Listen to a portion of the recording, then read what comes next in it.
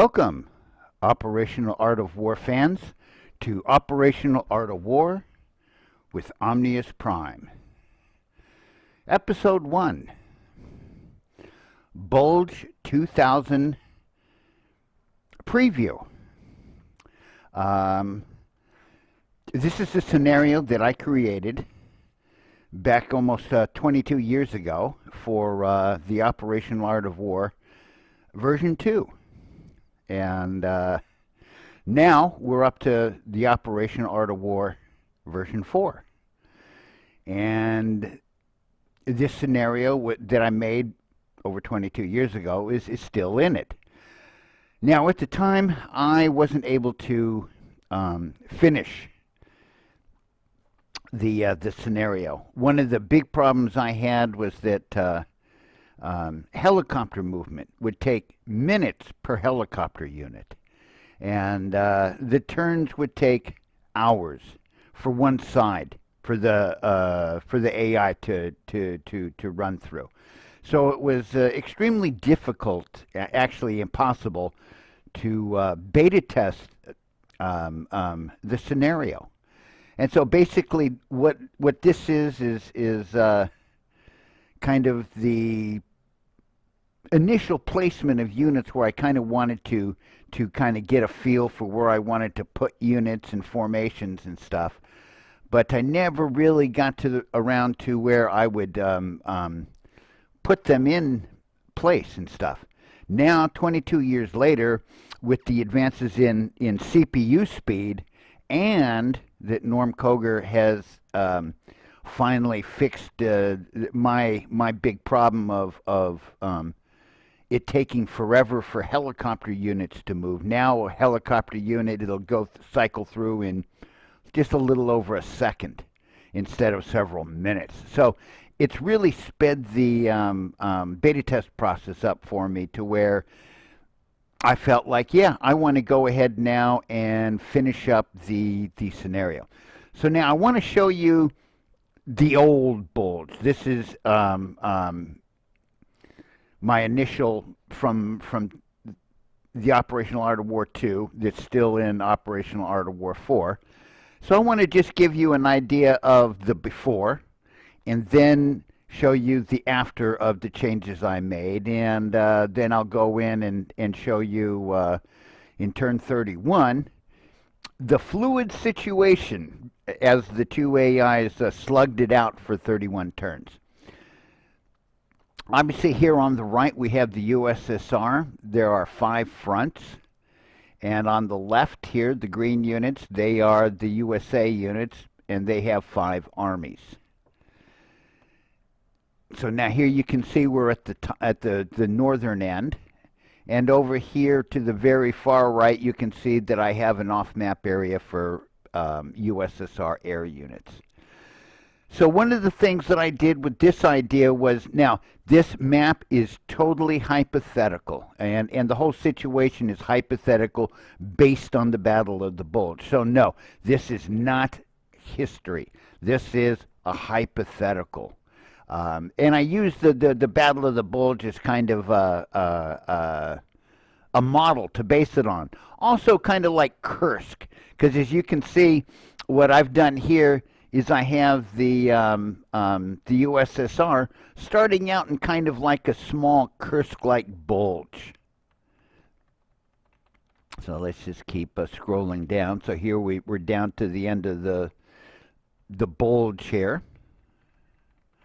And as you can see, the line is very thin for the Americans and the USSR too. And if we go way over here, let's look at the other edge. Here we have some American air. You can see the USA side has an off-map area.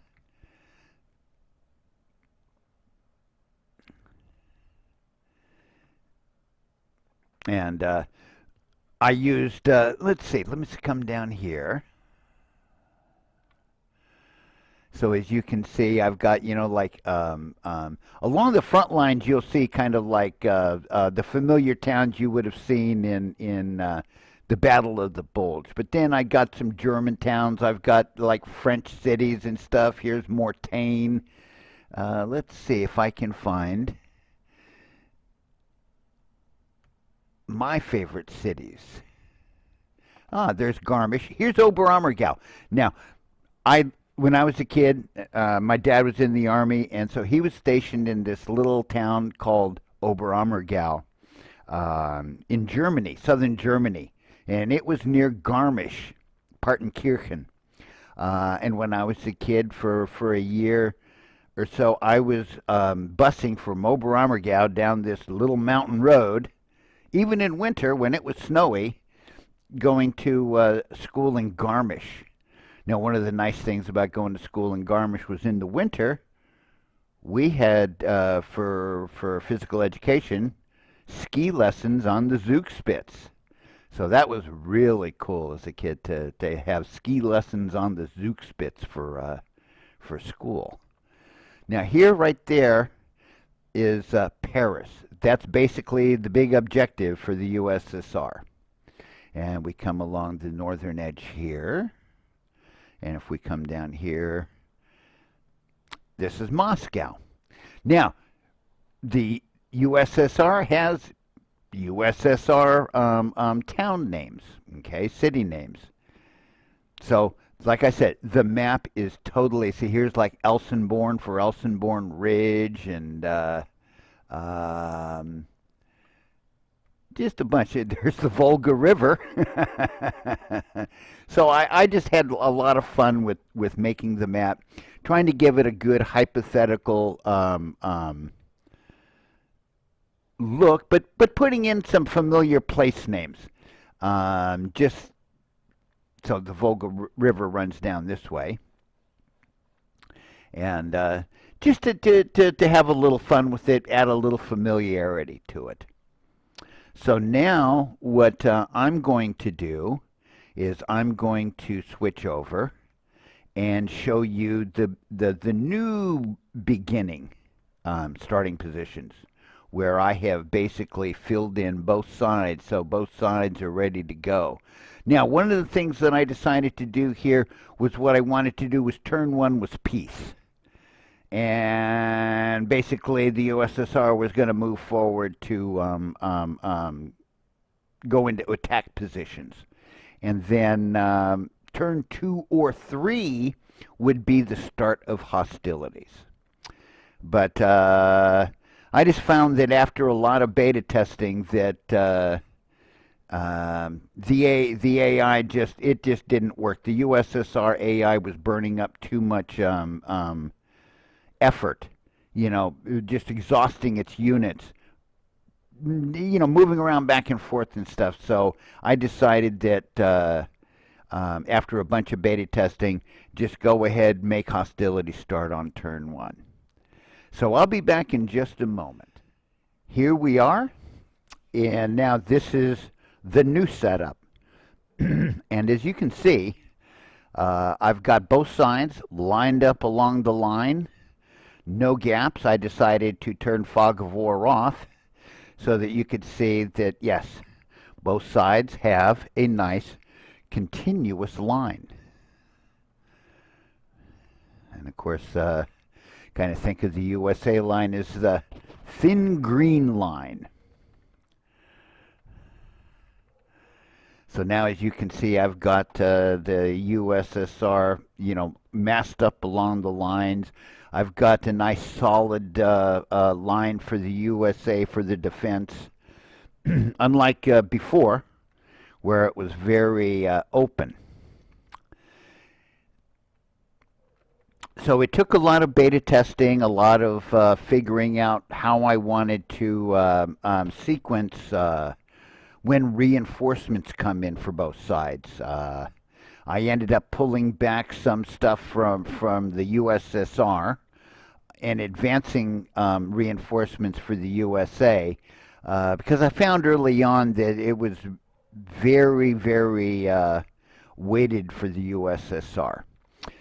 So I think I found a pretty good point where it's going to be pretty even for both sides.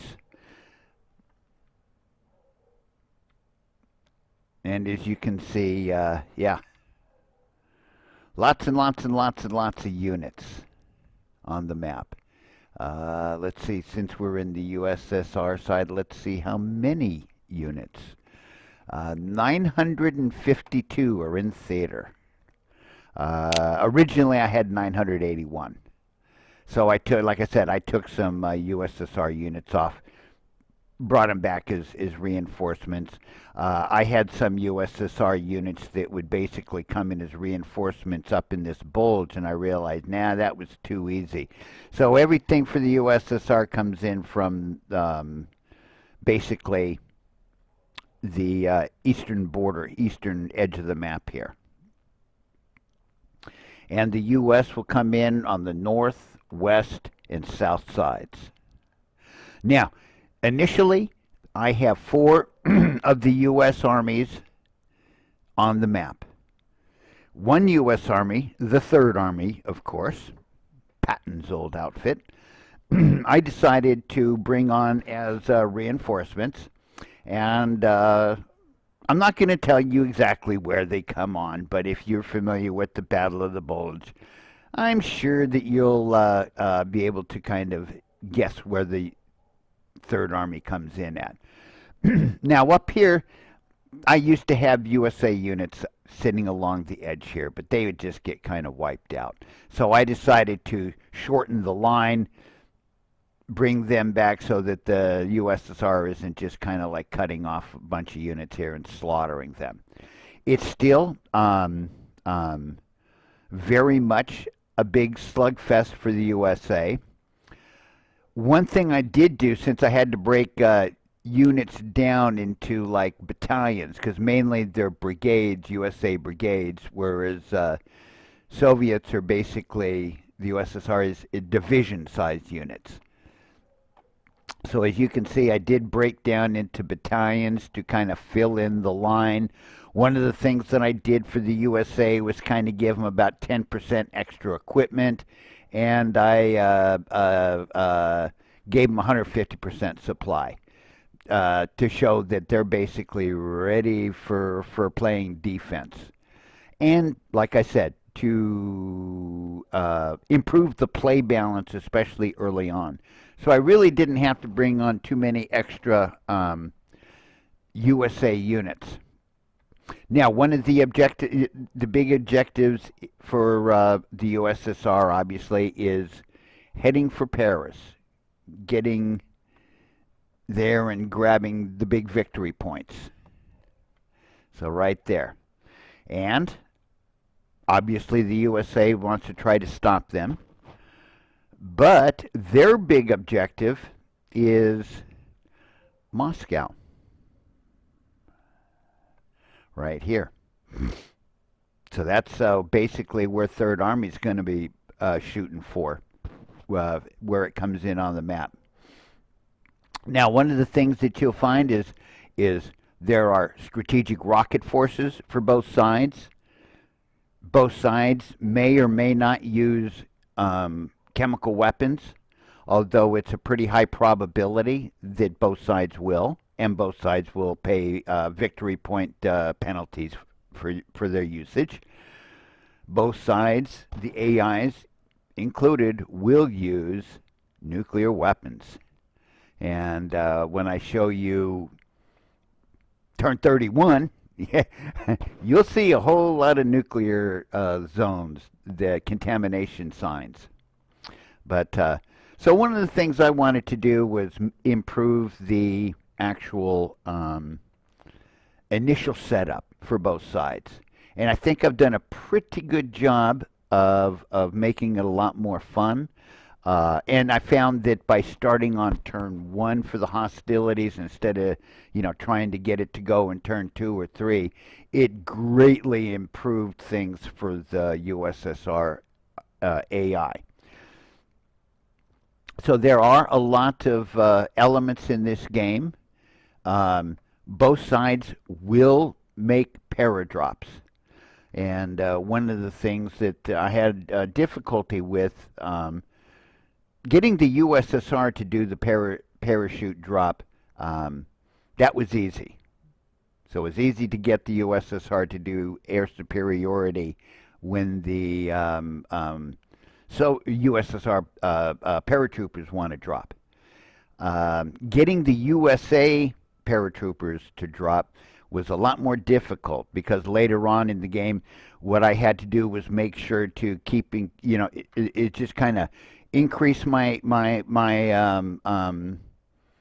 air power for the USA, so that when the turn comes for the USA to do the paradrop, they would have air superiority.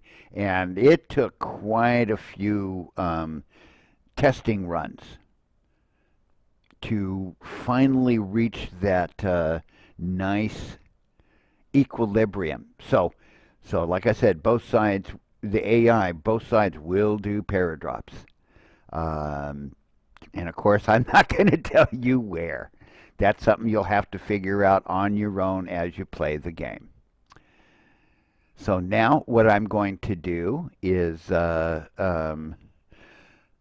one of the things that I did is like for both sides, I put the airplane bombers, the bomber units, on combat support. And I put all the helicopter units for each side on interdiction. So the helicopters give a nice interdiction value. What I didn't want to do was have my airplane bombers do an interdiction, going, especially the USA, going deep into, say, interdicting Soviet units moving in the back here and getting chewed up on air superiority. So I kept them so that if they do combat support, they're going to be along the front lines and more than likely within USA air, kind of like give a little bit of protection. Although, like I said, the USSR definitely has air superiority in the beginning. And so the game's going to flow in the beginning. USSR has the big advantage. Now the USA is bringing in the troops, like the Battle of the Bulge. And then around mid-game, the USA is going to be on the attack. Well, both sides will be on the attack, but at least once you get to mid-game, the USA side is going to have enough units to definitely make an attack, and that Third Army is very potent. So now, I'm going to end this little segment, and then I will be back in a moment with turn 31, so you can see the fluid situation. Now, we're back, and here we are in turn 31 of my latest test match. And as you can see by the nuclear contamination signs, the AIs are very busy throwing nukes at each other. So this game's got all kinds of good stuff in it. And both sides in this matchup are using gas. So now, like I said, the situation is fluid. Here we're in the northern stretch, and you can see I've got the AI's got units way forward here. There is no such thing as a front line. Okay, so this is the northern. Now here we are at there's Paris. Let's see, right there. So as you can see, the USSR has captured Paris, and you can see that they've been throwing nukes at the USA. What I found is that the AI tends to like to throw nukes at airfields. So it looks like their favorite way of killing enemy air units is to drop nukes on them. So let's kind of look down here. You see a bunch of USA air units.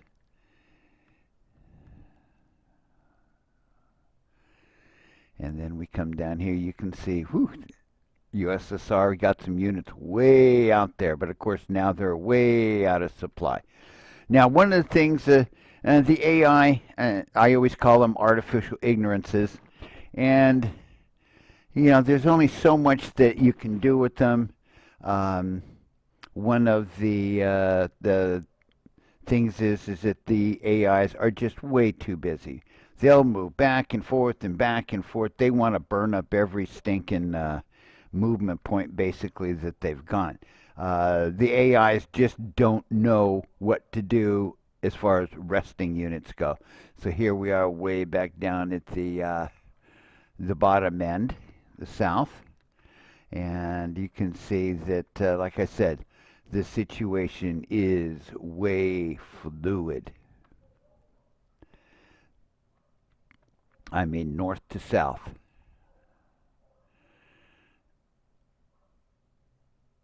And you can see here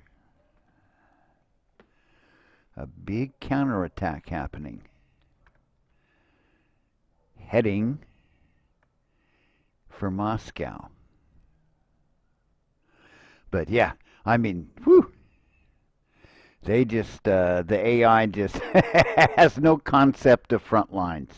So I'm sure that humans playing would be much different. That the human players are going to be much better at trying to maintain some kind of semblance of front lines,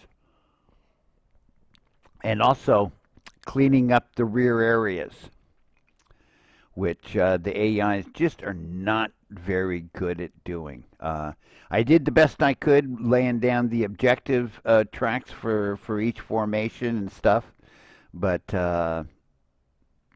yeah, definitely was tough. So let's just take a quick look up here. If we go to the situation briefing, we can see that approximately 30 turns left. It's a 60-turn game. And let's come here. You can see that both sides are using chemicals. Now the USA is not using nuclear weapons, but it looks like the USSR is. Although the USA definitely threw its weight around as far as the AIs go. If you look at the USA, they got an overall force proficiency of 85. Their force supply stockpile level is 37. But you get a little bit of force transport asset sharing help of +1. Then the enemy interdiction reduces supply capability by 8%. And so they come up with an effective supply of 34. So definitely, so now here we go. Let's look at the net victory award is -260. And the victory level is -350, so this is a marginal defeat for the USA at this point in time, though that can change in the next 30 turns. And the draw is when there are less than or equal to 328. There. So, let me see if I go ahead and just, let's just have a little fun. And watch these USA guys kind of zip around a little bit. There we go. How about if I turn on a little bit of sound? And of course now it's doing some thinking. So it's looking at the helicopter units from the 18th Airborne Corps. And of course I decided to use the 18th Airborne Corps because that was the historical Airborne Corps of the USA back in World War II. There we go. Here we go. A little bit of action. So we see air superiority for the USA at 956. USSR at 124. No interception for the USA, 4% for the USSR. So I wonder if we're going to see a US unit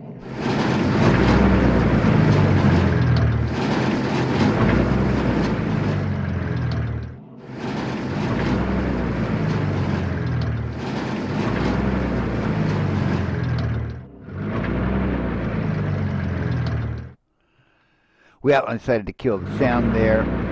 I think that this is going to be enough for this segment. I think I'm going to come back with one more. In the Operation Art of War, there's still one more scenario that was done by me way back for the original Operation Art of War. It's the Operation Barbarossa, the 1941-42 campaign for Germany's invasion of the USSR. So I hope that you've been enjoying this, and I hope that now that you see that the Battle of Bulge 2000 has been updated and improved, that you'll give it a try. It's a massive scenario. If you like a lot of units, you're going to love this weather. Let me turn it off. So, I'll be back in just a moment. I decided to switch tracks instead of showing you Barbarossa 41. I figure mentioning it is sufficient. I decided what I wanted to do was one more little closing segment on Bulge 2000. So what I wanted to do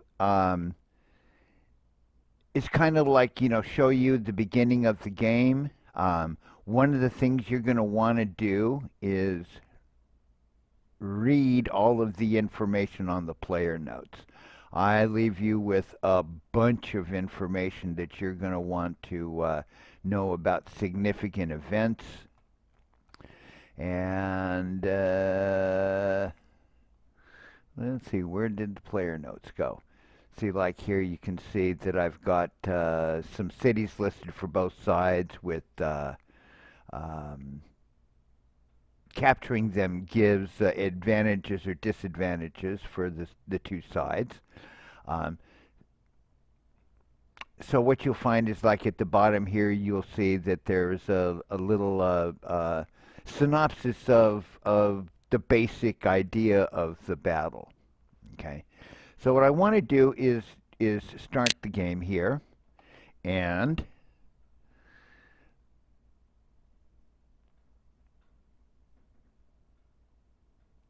waiting for the startup here, the turn 1. Okay, so now the designer game options preferences. Now, basically, I've turned on the preferences for every advanced rule. So while this scenario was made for TOW 2, I have embraced the advanced rules from past TOW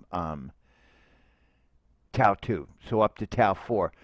The main one being this variable initiative.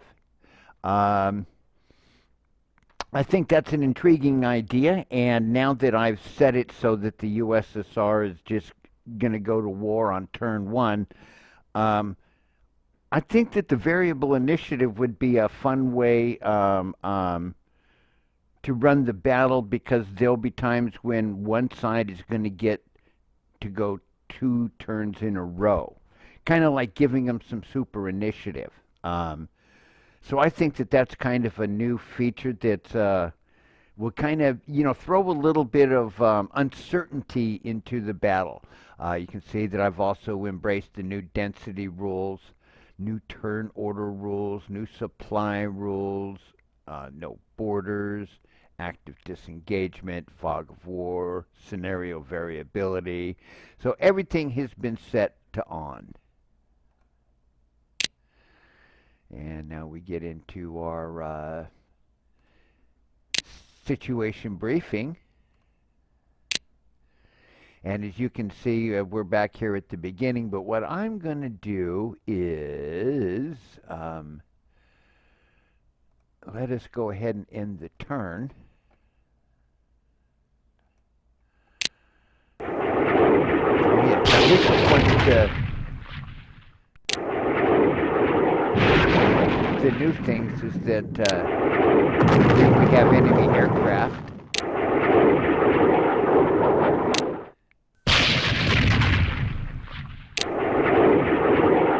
And it looks like it's the U.S. aircraft. regular fly.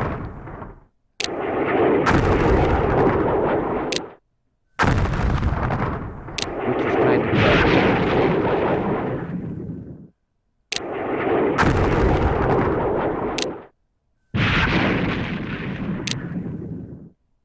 there we go. Now we finally get to the turn. So what I wanted to do was just kind of give you a little heads up on the U.S. side, the U.S. setup a little more. Now, one of the things is, let's get in here. As you can see, I've done a nice job of, let's pick this guy right here who's a infantry battalion, and let's take a look at the unit report. Okay, so what I've done is, like, there's 46 of 42 assault squads, 46 of 42 TOW ATGMs. Basically, I tried to give about 10% extra manpower to the ground units. Now, one of the things that I also did was all of the units are dug in. They have 100% fortification, and they have 150% supply. So the U.S. forces are kind of like, built to be dug in to defend. So you want to be careful about moving units. Let's come back to, oops, get to the air units. Now what I've done is, okay, so what I've got here is anti-aircraft unit, AAA. So it's got mainly a lot of 27 out of 24 Stinger MP SAMs, and then you got 27 out of 24 Hawk SAMs. Some Vulcan self-propelled anti-aircraft guns. So once again, they aren't dug in, or no, they are dug in, or they're not dug in. They're fortified, but I don't know what's the fortification level is. And they're at 100% supply. So I might have to go back and give them the 150% supply. I guess those are something that, yep, I forgot to put some finishing little touches in here. So I guess I've got one more little change to make before I finish it up then. But basically what I did is I put some anti-aircraft guns into the American aircraft units to kind of guard them. Whoa. I got to get used to the scroll key and not scrolling too far. So, okay, so I guess I got to give them 150% supply. So I'm glad I kind of decided to do this and showed this to you. So one of the options you might have will be is to keep your AAA units on your air bases for the American player. The other thing is you'll find helicopters that may be way beyond behind the front line. That maybe, let's see, do they have range? So yeah, they can attack like the front line here. But even for ones that are further, that might be further back, that might not be able to reach the enemy, they're still going to provide interdiction. So as the American player, the USA player, you're going to want to be careful about moving units. So I hope that you have enjoyed this video and enjoyed the fact that this is the first official update to this scenario in like 22 years. But it's kind of like, yeah, I had to wait for the computers and the programming, especially on the helicopter movement, to get the game to a point where I could run the AIs against each other, and I put in a couple of hundred, or my computer put in a couple hundred hours of beta testing, where I'd make tweaks, and then I would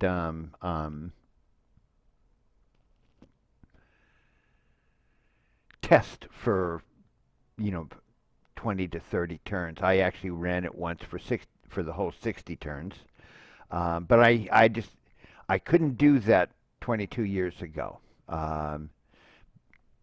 So now, I hope that you'll have enjoyed the video, and I hope that you'll enjoy the Bulge 2000 updated scenario, and we'll give it a try. If you are a fan of massive scenarios, you're going to love this one. I've got all kinds of specialized units that are basically wasted on the AI. The AI will play both ways pretty well. There's only so much you can do with the AIs, the programmed opponents, especially on a map this big and a situation this complex. So thanks for watching my video, and I hope that you will enjoy playing Bulge 2000 now that it has been updated.